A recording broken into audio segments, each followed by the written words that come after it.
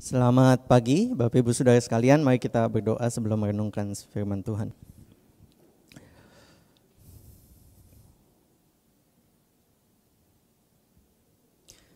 Bapak, pagi ini kami datang, kami menghadap hadirat-Mu, kami bersyukur kami boleh ada dalam masa Advent kembali, kami boleh diingatkan tentang besarnya kasih Allah bagi kami, orang berdosa.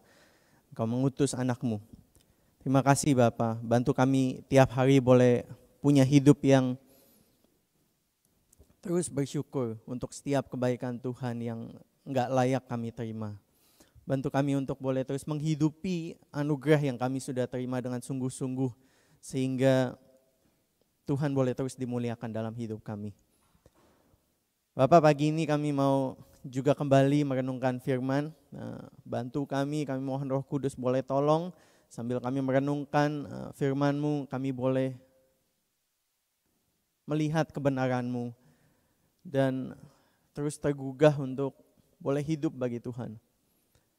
Buka hati dan pikiran kami supaya kami boleh sungguh-sungguh mengerti, dan kalau ada hal-hal yang Tuhan mau koreksi dalam hidup kami, kalau ada hal-hal yang Tuhan mau tunjukkan untuk kami boleh makin serupa Kristus, kami siap, kami mau belajar. Pakai juga hamba-Mu, ampuni segala dosanya, sangat tidak layak, tapi kiranya Tuhan boleh pakai untuk menyatakan kebenaran-Mu, dan biarlah sekali lagi kemuliaan Kristus yang nyata di tengah-tengah kami. Terima kasih Bapak, kami serahkan beberapa waktu ke depan ini. Di dalam nama Tuhan Yesus kami siap untuk dibentuk Tuhan. Amin.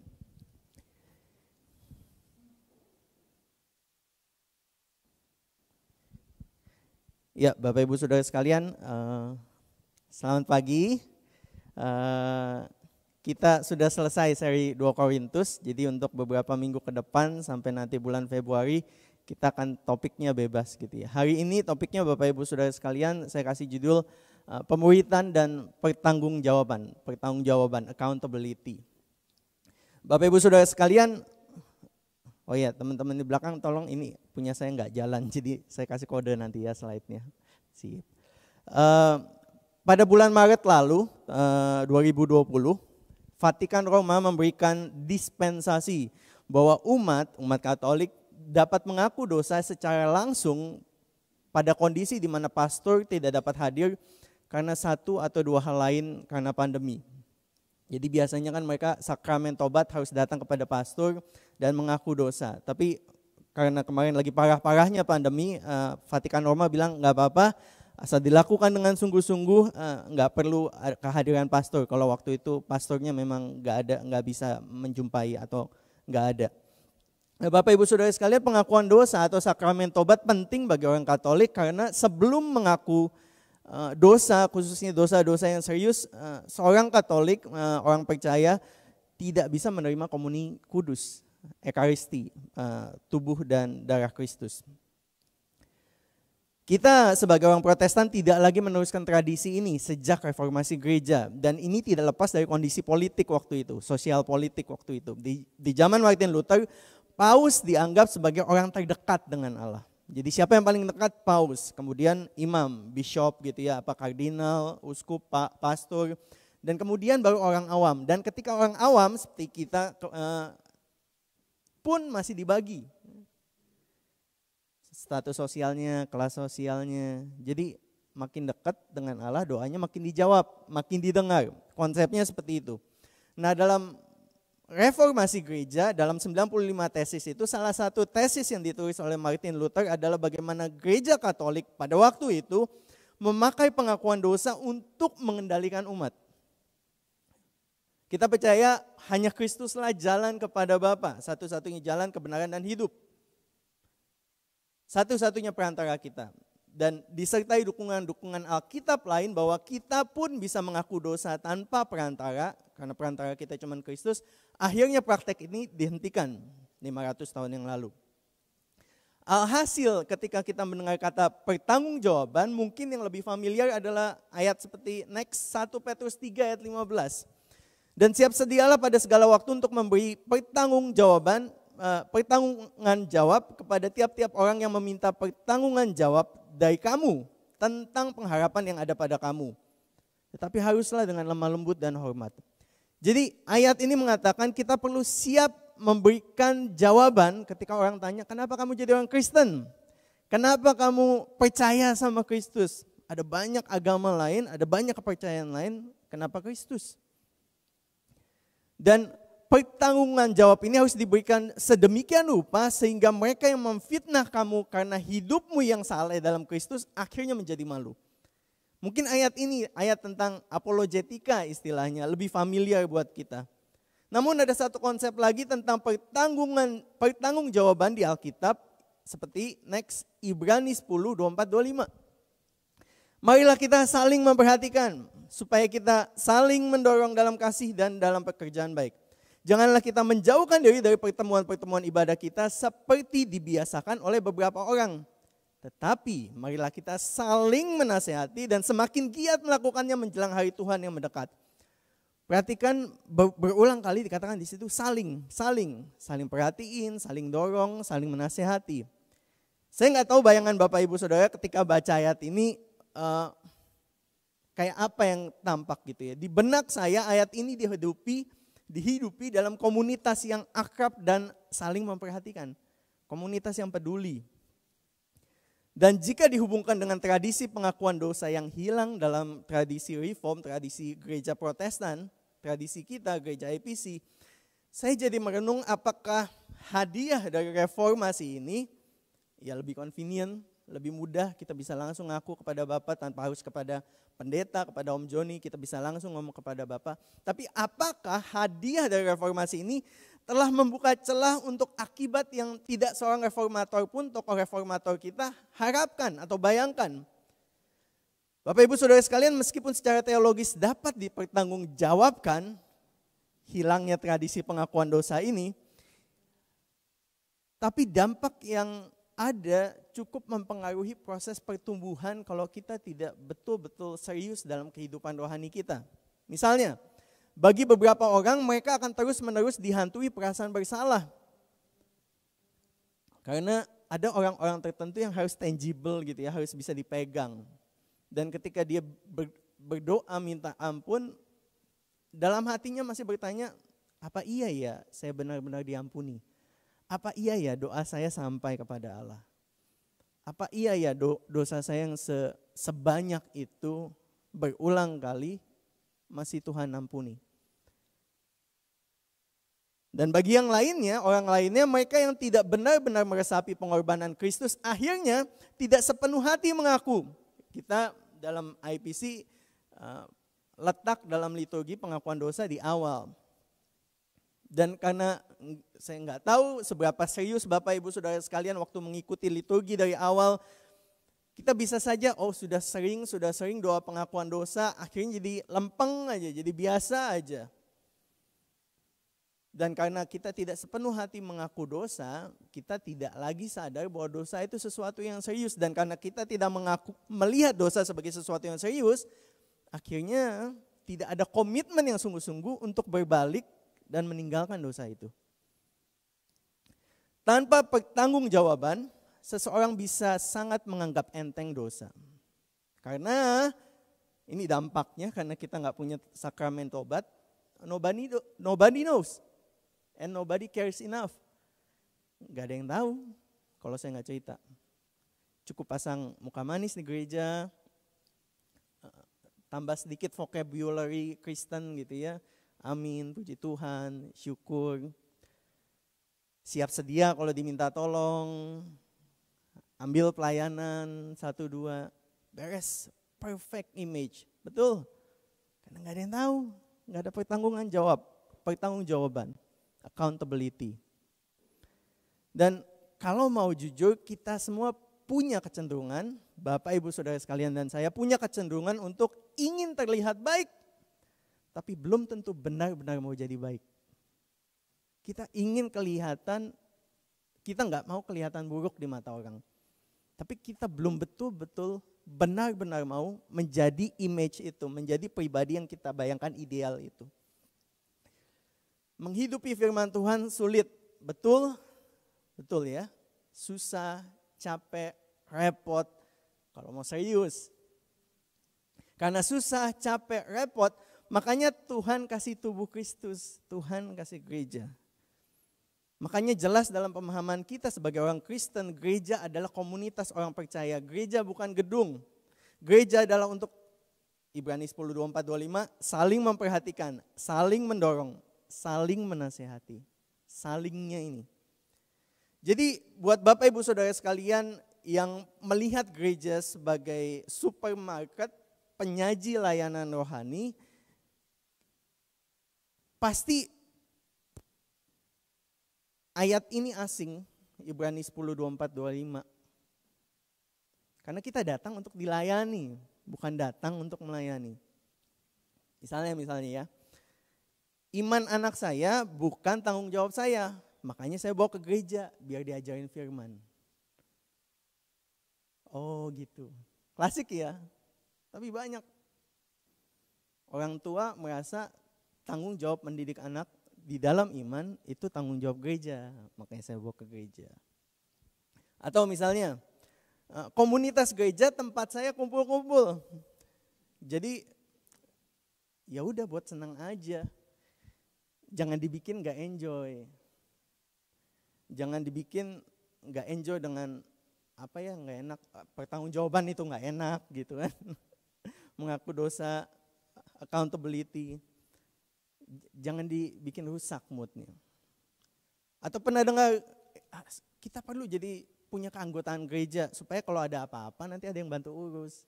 Entah itu nikah, entah itu kematian, imigrasi, butuh surat, segala macam beres. Ini pelayanan yang gereja kasih dan gak ada yang salah. Cuman maksud saya konsep kita ketika melihat gereja, karena gereja dilihat dalam kacamata konsumerisme, kita gak lihat lagi gereja sebagai komunitas orang percaya yang setiap kita adalah anggota tubuh Kristus dan setiap kita punya tanggung jawab terhadap satu sama lain.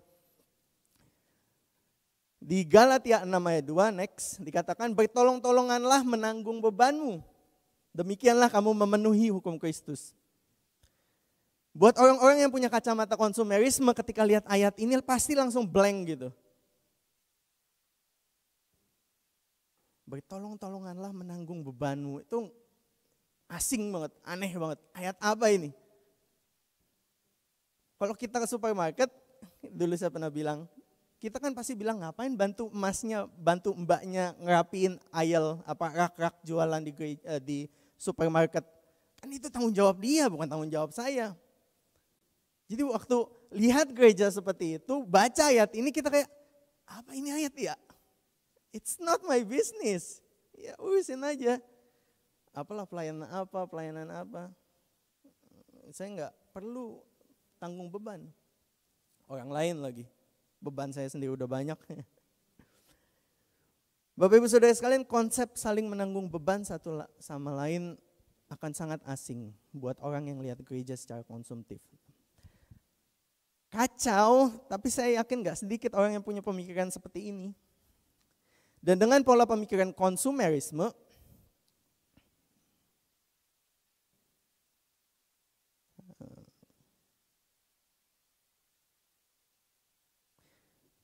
kita gak butuh pertanggungjawaban. Orang yang demikian gak punya hasrat misalnya untuk investasi hidupnya bagi orang lain. Dalam kelompok kecil, dalam pelayanan, investasi dalam pertumbuhan iman seseorang. Apalagi sampai terbuka dan saling menanggung beban. Apa yang tersisa dalam konteks orang-orang Kristen yang seperti ini adalah pertanggungjawabannya tinggal significant others. Mungkin pasangan atau kalau dia ke konseling, dia akan cerita. Ketika datang ke konselor kan biasa gimana, how's your week gitu. Dia cerita.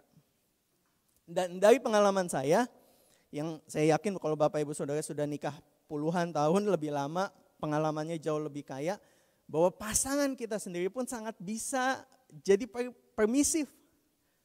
Bicara tentang dosa pasti merusak diri sendiri dan merusak orang lain, mengusik orang yang ada di sekitar kita. Tapi entah dulu karena pernah ribut besar sehingga isu itu jadi masalah sensitif dan akhirnya dianggap nggak ada, denial karena mengganggu stabilitas keluarga. Atau ada semacam perjanjian tak tertulis. Kalau kamu nggak buka kloset saya yang bau, saya juga nggak bakal buka gudang kamu yang berantakan. Relasi terdekat yang seharusnya saling membangun jadi saling mengabaikan dan saling melindungi dosa secara nggak langsung dengan cara yang tidak sehat. Dan tinggal tunggu waktu aja ketika salah satu pihak atau dua-duanya sudah tidak bisa lagi tolerir isu itu, meledak. Bapak Ibu Saudara sekalian, kehidupan iman kolektif seperti apa sih yang kita bayangkan ketika kita mendengar kata gereja? Kehidupan gereja seperti apa yang kita bayangkan waktu kita dengar kata gereja? Apakah hari Minggu duduk di situ, dengerin khotbah, nyanyi 1-2 biji lagu, pulang? Apakah itu kehidupan bergereja? Kalau sebatas itu doang, betul konsumerisme Bapak Ibu. Sebelum lebih lanjut, saya mau kasih disclaimer. Saya nggak mau menciptakan kesan bahwa hidup di langit dan bumi yang belum dibaharui ini mudah dan bisa dicapai dengan sempurna. Kejatuhan dan dosa adalah suatu keniscayaan, suatu kepastian yang kita nggak bisa lepas. Di 1 Yohanes 1 ayat 8 next dikatakan, jika kita berkata bahwa kita tidak berdosa, maka kita menipu diri kita sendiri dan kebenaran tidak ada di dalam diri kita. Perjuangan kita bukan perjuangan untuk hidup sempurna. Kita perlu berjuang, kita punya goal untuk hidup makin baik, makin serupa Kristus. Tapi kesempurnaan itu kemustahilan selama kita masih di sini, belum di seberang sana. Dan itu adalah battle kita, peperangan kita sampai Tuhan jemput. Tapi Allah tidak tinggal diam dengan keniscayaan dosa yang ada di dunia ini. Dan setelah memberikan Kristus sebagai solusi terhebat, hadiah terbaik, anugerah teristimewa yang kita sebagai orang berdosa bisa terima, Allah Bapa juga memberikan gereja kepada kita. Setidak sempurnanya gereja itu, karena setiap kita tidak sempurna, itu adalah hadiah yang Tuhan berikan dengan penuh pertimbangan. Pertanyaannya lagi, jadi kehidupan bergereja itu di benak kita kayak apa? Yang saya bayangkan adalah berbagi hidup. Dan di IPC secara khusus namanya kedup. Pelayanan juga bisa. Kita saling tolong, saling bahu-membahu. Dan dalam berbagi hidup, kita berbagi kegagalan maupun kemenangan. Kelompok hidup gak selalu menyenangkan. Kadang-kadang boring, kadang-kadang ikut belajar Alkitab ngantuk.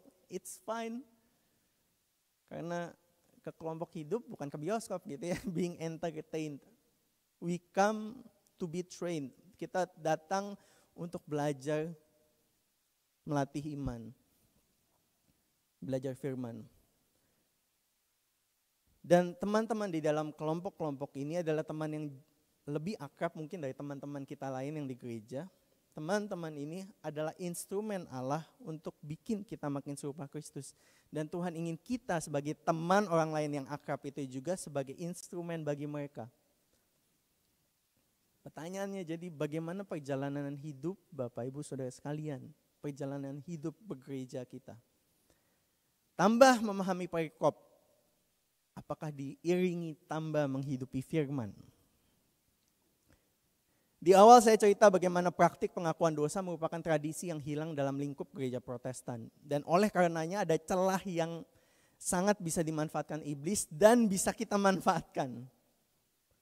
Oleh karena itu pertanggungjawaban menjadi sesuatu yang penting. Sebab itu pertanggungjawaban memungkinkan kita mengisi celah itu, ditambal. Biar kalau ini jadi tembok gitu, istana, castle gitu, panah iblis nggak masuk.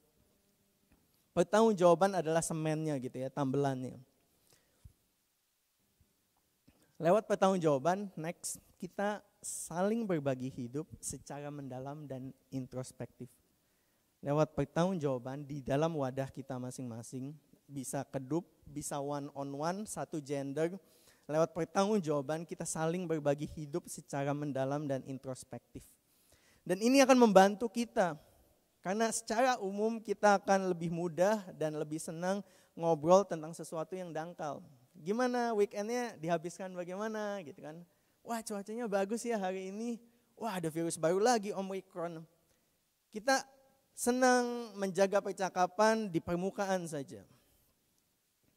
Padahal sebenarnya kita diciptakan deep down inside untuk punya relasi yang meaningful, yang dalam, yang terbuka, yang berbagi. Yang mana relasi itu kita ditantang, di-challenge. Dan isu itu di luar isu-isu yang tadi, yang cuaca lah, olahraga lah, fashion lagi apa sekarang gitu ya. Beberapa ayat, Efesus 5 ayat 21, next. Rendahkanlah dirimu seorang kepada yang lain di dalam takut akan Kristus. Kita diminta untuk merendahkan diri. Kita punya pride, kita nggak, tadi saya bilang kita nggak suka kelihatan buruk. Tetapi dalam konteks pemuridan kita perlu merendahkan diri. Karena memang nggak ada yang sempurna, setiap kita punya PR. Rendahkan dirimu seorang kepada yang lain di dalam takut akan Kristus. Kolose 3. Jangan lagi kamu saling mendustai karena kamu telah menanggalkan manusia lama serta kelakuannya dan telah mengenakan manusia baru yang terus-menerus dibaharui untuk memperoleh pengetahuan yang benar menurut gambar pencipta kita.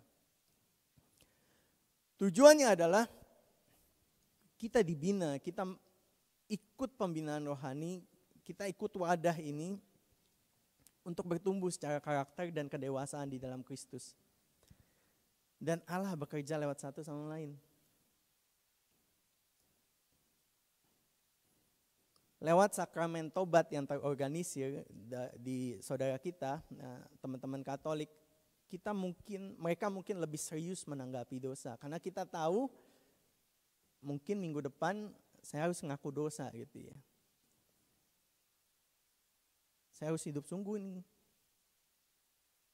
Nah, dalam tradisi Protestan, karena itu private gitu ya, kita bisa tetap memelihara bobrok kita. Karena tidak ada pertanggungjawaban. Pernah nanya nggak mengapa ada orang Kristen yang sudah lama ke gereja tapi tidak bertumbuh? What's the biang keroknya apa gitu ya? What's happened there? Tanpa bermaksud oversimplifying, karena isu tiap orang beda dan kompleks, tiap-tiap orang kompleks. Kalau pakai kacamata psikologi, teologi, Bapak Ibu, setiap kita punya life structure, struktur hidup yang kita bangun seiring usia. Masing-masing tahap usia itu ada PR-nya, bangun jati diri, bangun intimacy gitu, setiap usia ada. Dan makin ketika kita membangun, kadang nggak smooth gitu pembangunannya. Dan ketika pertumbuhan rohani tidak integral, dia tidak menyentuh seluruh aspek kehidupan kita, entah kehidupan keluarga, kehidupan kerja, kehidupan pelayanan, hobi, dan segala macam. Ketika pengenalan kita akan Allah tidak menjamah semua aspek itu, yang ada adalah pertumbuhannya jadi tidak holistik. Jadi di satu sisi orang bisa begitu sangat baik, tapi di sisi lain karena aspek-aspek kehidupan itu tidak dijamah oleh pengenalan kita akan Tuhan, orang bisa mandek di situ. Jadi sudah jadi orang Kristen lama, tapi terus itu PR-nya. Tidak bertumbuh. Orang Kristen yang mandek di dalam salah satu aspek hidupnya itu enggak tiba-tiba. Ada titik mulanya. Next, Richard Baxter, seorang teolog Puritan abad 16, dia bilang, semakin lama engkau menunda, semakin kuat dosa dan akar-akarnya. Jika engkau tidak dapat menekuk sepotong ranting, bagaimana bisa engkau membengkokkannya ketika sudah jadi pohon? Ketimpangan itu, yang lain kayaknya bagus gitu ya, tapi ada satu aspek ini yang lemah. Ketimpangan ini bisa diantisipasi lewat salah satunya pertanggungjawaban. Jadi Bapak Ibu, saya suka bilang ini dan saya akan terus bilang bahwa iman yang alkitabiah adalah iman yang kolektif. Bukan iman model hermit gitu ya, petapa di gunung. Iman orang Kristen adalah iman yang dihidupi bersama. Bukan iman yang dijalani dalam ruang lab steril yang kedap, vakum udara gitu ya.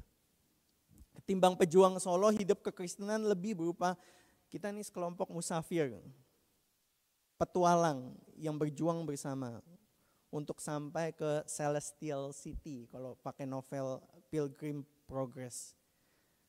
tulisan John Bunyan. Kita semua lagi jalan ke Celestial City dan kita bareng-bareng. Dan pertanggungjawaban dalam konteks yang demikian itu jadi makin berkilau. Bapak Ibu, next pertanggungjawaban adalah tentang kesepakatan. Bahwa orang yang kita percayai boleh bertanya kepada kita secara rutin untuk check and balance. How's your life?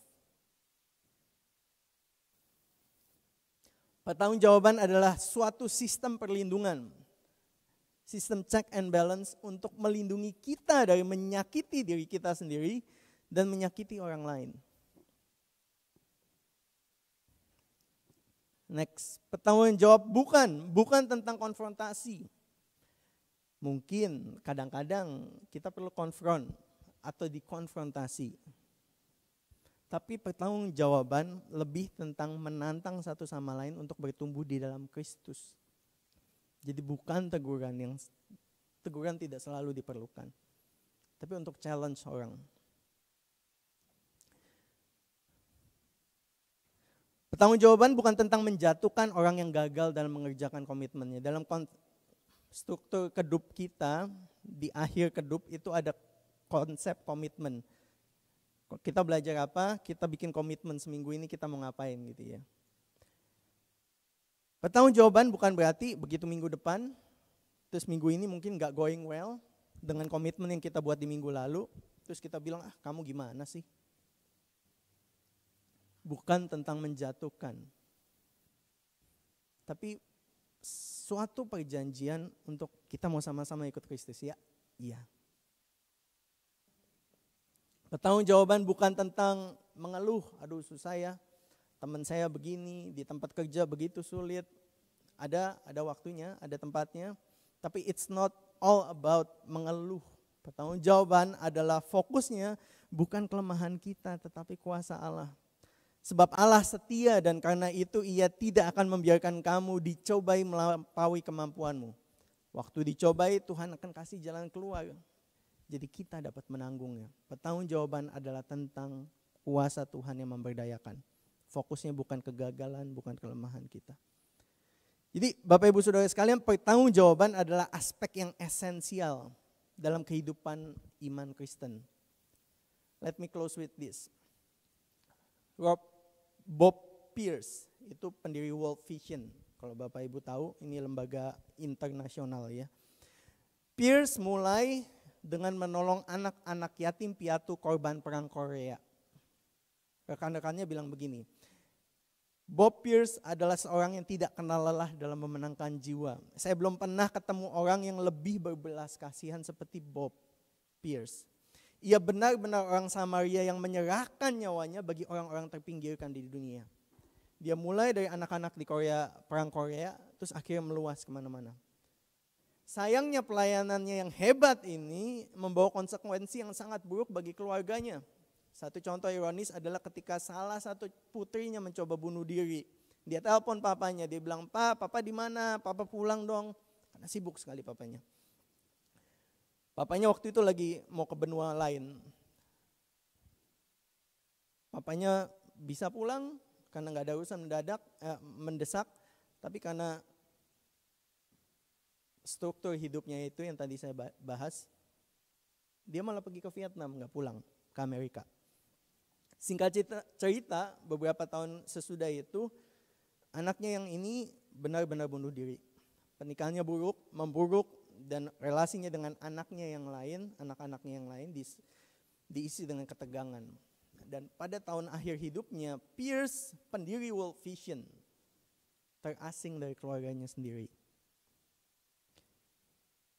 Dedikasi Pierce gak main-main kan Bapak Ibu. Kini World Vision aktif lebih dari 90 negara.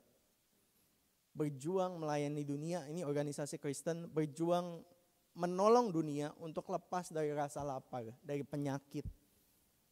Tapi kenapa bisa begitu timpang kehidupan Bob Pierce? Antara kehidupan keluarga dengan kehidupan pelayanan. Saya yakin istrinya, anak-anaknya gak cuma sekali dua kali ngomong. Dan sedihnya lagi, kepincangan ini terjadi dalam kehidupan kita. Orang Kristen, kita punya life structure, struktur hidup yang mana firman Tuhan belum meresap ke setiap aspek kehidupan kita. Dan kalau saya tanya, mungkin Bapak Ibu bisa cerita yang Bapak Ibu saksikan atau Bapak Ibu alami sendiri.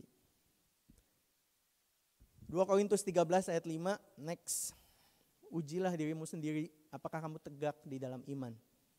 Selidiki dirimu. Apakah kamu tidak yakin dalam dirimu bahwa Yesus Kristus ada di dalam diri kamu?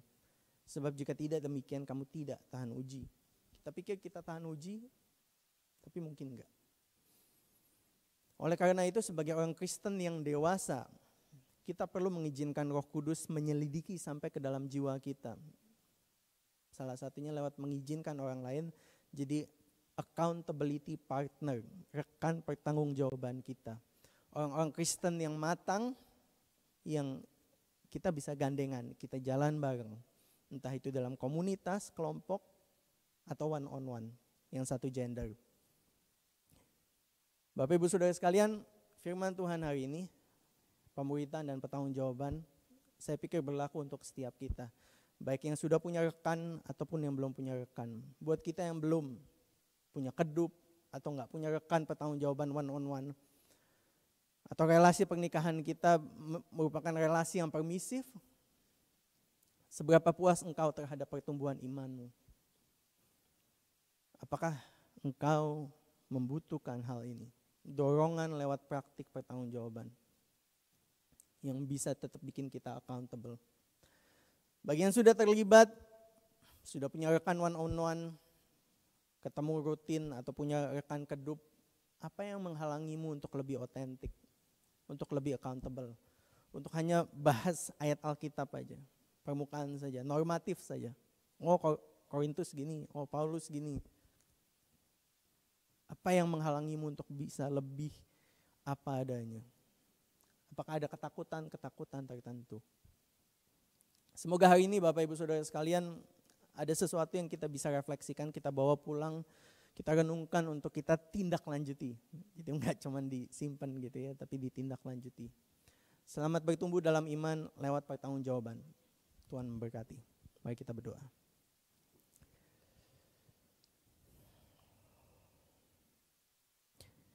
Bapak, kami bersyukur untuk firman-Mu. Terima kasih untuk kebenaran-Mu, terima kasih untuk anugerah dan belas kasihan yang Engkau terus curahkan dalam kehidupan kami, kesempatan demi kesempatan tiap hari ketika kami bisa bangun, kami bisa mikir, kami bisa hidup, kami masih bisa berkarya buat Tuhan. Terima kasih untuk teguran yang kami boleh dengar hari ini. Bapak, Engkau tahu hidup kami, struktur hidup kami. Kalau ada hal-hal yang belum dijamah oleh Roh Kudus dan kami entah sengaja, entah gak mau tahu, entah di-repress, entah di-deny, kami belum mau masuk ke situ. Dan akhirnya itu bikin kami stuck, gak tumbuh. Mungkin kami kelihatan baik, tapi gak benar-benar baik.